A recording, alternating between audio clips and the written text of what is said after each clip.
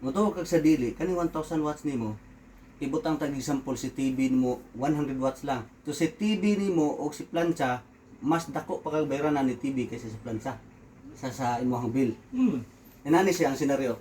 Si plancha nimo 1000 watts. Ang oras nga imong gamiton sud sa usa ka semana mo gamit na kag sa usa ka semana kausa may lagnay usa ka oras. So si TV permanente siyang mag-andar sa kada adlaw. Bisan 100 watts ra siya.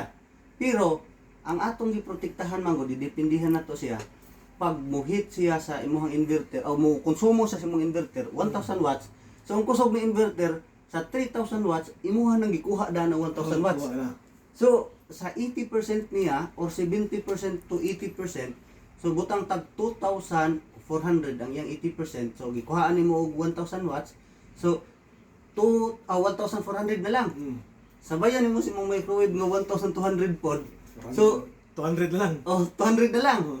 Unyag na aircon nimo. So overload jud siya. Pero ang dako kayong problema lang ang imong inverter mo yung overload. So bisan dako kay siya og kaon pero panagsa nimong gamiton. So ibutang ta ang imuhang 1 kilowatt hour is 15 pesos. Ang 1 kilowatt hour equivalent na siya 1,000 watts. So butang tag 1,000 watts o 1 kilowatt hour subot ipasabot 1 kilowatt o 1,000 watts na siya. So 1 kilowatt hour 1,000 watts per hour.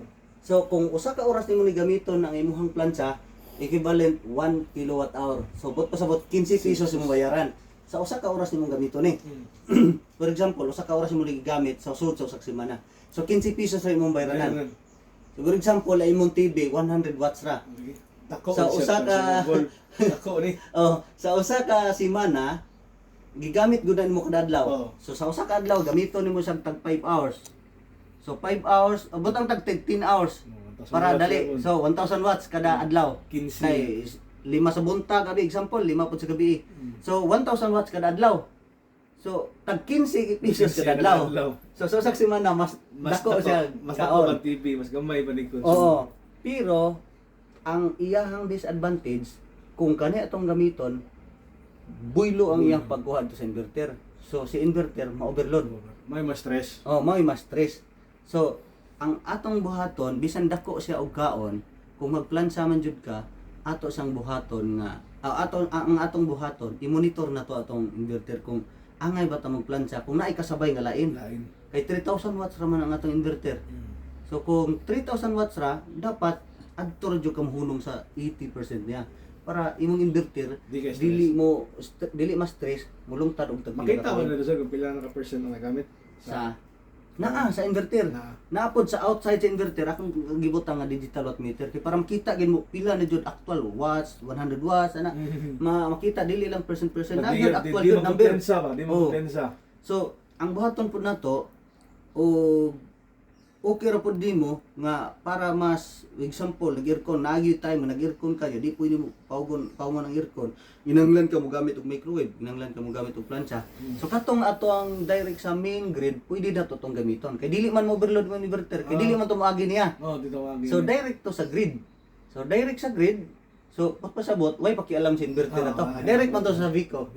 So bot pasabot nagid gyapon kay mabil sa Vico. Pero dili na ingon ana kadako. Wala ko makapasok si Rubil sir nga ako alam ba kanang aning makampante ko ba. Sakto. Kanang way kurente kabaw ka nga ana ako kay na ako supply.